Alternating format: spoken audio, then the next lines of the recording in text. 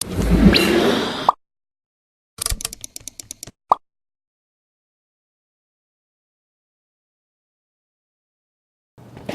you very much. Good morning, members and friends from media. Allow me to give you an update on the accomplishments of the livelihood cluster and ongoing activities right now in the different regions that fall under the Yolanda corridor. The accomplishments here includes that of not just of the Department of Trade and Industry, but includes that of the Department of Agriculture, particularly the BIFAR. Of course, also the Philippine Coconut Authority, TESDA, DOLE, and other member agencies who were part of the livelihood cluster chaired by DTI. So on behalf of Secretary Gregory Domingo, allow me to present the accomplishments. On the livelihood cluster, first, okay, next.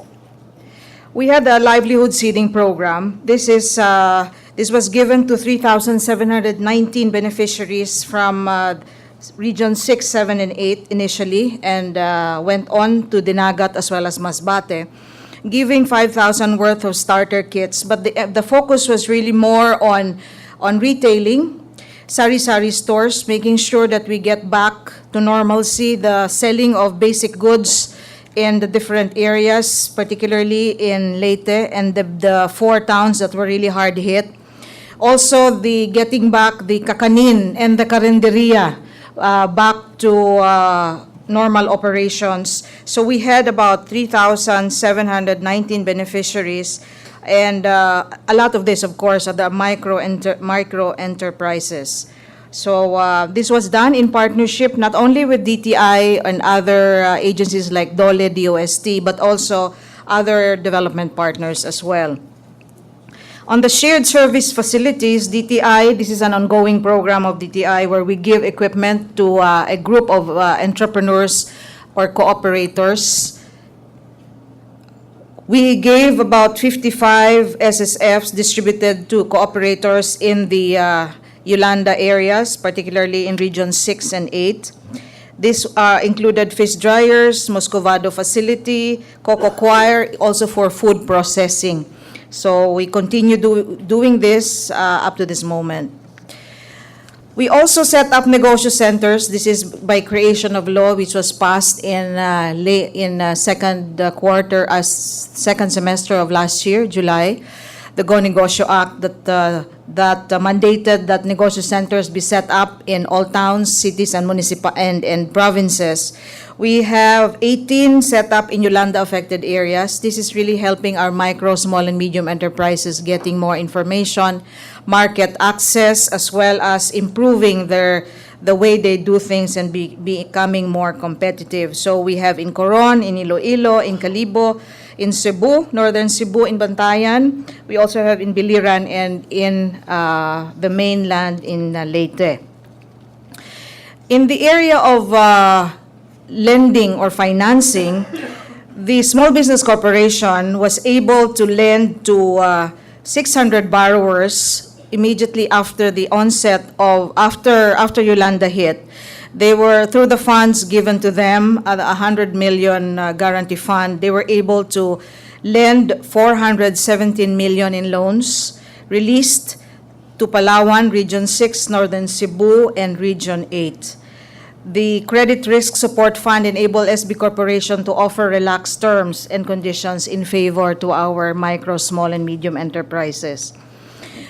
An example of the beneficiaries of these loans are, of course, our poultry raisers in Bantayan. We all know that 1.5 million eggs are hatched every day in Bantayan, and when Yolanda hit, even Cebu really had a problem because their eggs from 450 went up to 6 pesos because they didn't have supply of eggs. But with the help of funds and with the help of loans, our poultry growers are now back. They're about 90% up and are almost back 100% in the number of poultry heads now and layers. So price of eggs has stabilized. And not only that, also resorts in Bantayan, in Northern Cebu, and in Northern Palawan were also assisted by this fund. Also, mat weavers in Basay was also helped.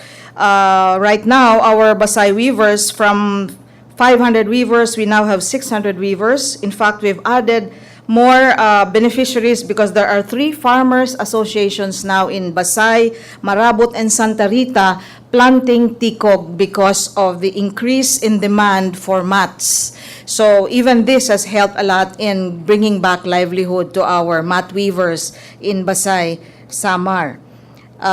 Just on the side, the Bahandi, a regional event or trade fair done in Metro Manila here at Mega Mall in August 2015, included 78 affected or victims of Yolanda, and they showed their wares, they're back in operation, and sales generated in the 5 days that they were in Mega Mall reached 23 million in sales. So that's very big help to our Yolanda affected micro, small, and medium enterprises, and it really was a very good manifestation that to the buyers that they are really back in operation. For the Philippine Coconut Authority, or the PCA, timber dispersal, 10 million totally damaged trees were cut and disposed. This is 100% completed, benefiting 29,806 families. 37,253 hectares were replanted with coconuts, benefiting 14,335 families. Also, 25,855 hectares with coconut trees were fertilized, and some of the soil conditioning also comes from the cocoa pit and a lot of the scrap cocoa lumber that came from felled trees as well, benefiting 15,186 families. So a total of about 35,072 families benefited from replanting, from fertilization, as well as intercropping with various vegetables, high-value crops for coconut, because we all know that some of the trees really didn't immediately could be harvested. Some would take about 2 to 3 years, and for replanting, that would take about 7 to 8. Tama ba, Secretary? So that would really mean, and there really is a need for them to find ways and means to be able to generate income, and intercropping is now what is being pushed in the coconut areas. For BIFAR, we all know that a lot of bangkas were donated, were given to a lot of our fisher folks. In fact, some of them were not even fisher folks, but started to use to go into livelihood in fishing.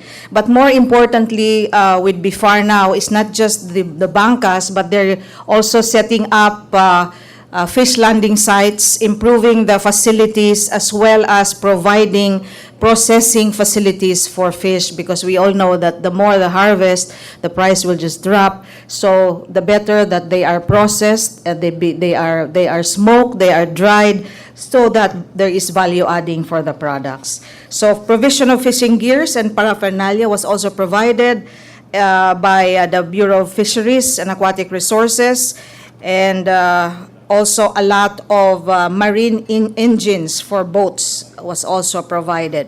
For the DOLE, or the Dole Emergency Employment, was provided to 40,952 individuals. So this was done 6 months immediately, within 6 months after the Yolanda hit the area. So the DOLE continues to have its integrated livelihood program. They also have starter kits for beneficiaries of their training programs.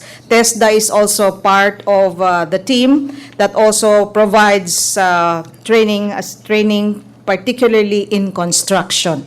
So that's the focus or the emphasis of TESDA now, is construction, for construction workers, because of a lot of rehabilitation that has to happen in the area. For DA, there's a lot of cash for work earlier on, clearing operations, desilting operations as well, and a lot of this has been completed. DA continues to provide planting materials, high-value crops such as cacao, ginger, and also assorted vegetable seeds for intercropping and for cash crops. So we are working with them on this, and in fact, we are right now working on how to finalize or institutionalize the coconut roadmap for Region 8 as a model to find out exactly how we will rehabilitate our coconut farmers, how we can do intercropping, but all linked to make it demand driven in terms of identifying who the market is in terms of the finished products of the intercropping, such as ginger, cassava, ube. And this would be institutional buyers, the likes of Selecta, the likes of course, we know Andox is also a big buyer of ginger, and as well as pepper or chili. The other things, the other slides also talk about DA giving insurance premium for crops, livestock, and poultry. We are also now in the process of looking at how we can also give insurance for our micro, small, and medium enterprises, not just for agriculture. Then for DSWD, okay. For DSWD, they also had cash for building livelihood assets. They also had emergency employment support. They also have engaged the LGUs and various public and private partners in the implementation of the CBLA, or the Cash for Building Livelihood Assets and Skills Training. 49,021 families were served by the Cash for Building Livelihood Assets, and 14,646 families were served by the Livelihood Assistance Grant. So in the cluster, we really try as much as possible to identify, to make sure we really have the names of who these beneficiaries are. And some may not just be beneficiaries once, but could have been also assisted twice or three times, depending on the assistance provided by government. With DOST, there is also this community empowerment through science and technology. DOST is helping also in packaging and introducing technology so that our SMEs can, as we say, build back better and become more competitive. Ongoing activities include we still have to target more for our livelihood seeding program. Shared service facilities, we still have have 43 SSFs under procurement. We still have to continue and sustain the operations of our negosyo centers. For the coconut industry recovery and rehabilitation for Eastern Visayas, which we work with DAR, with PCA, with DA, and also with DNR to a certain extent, we are looking at how we can maximize and put value adding for our farmer beneficiaries. We're also looking forward to the operationalization of the tufting machine, which is a shared facility that is under the Philippine Coconut Authority. We also are under BIFAR. I mentioned already this processing facility that they are looking at for our fisher folks, where they're also continuing the repair and replacement of fishing boats and provision of marine engines also for existing boats as well. And DA continues its desilting operations up to this moment. I guess that's all. And for the livelihood cluster, thank you very much.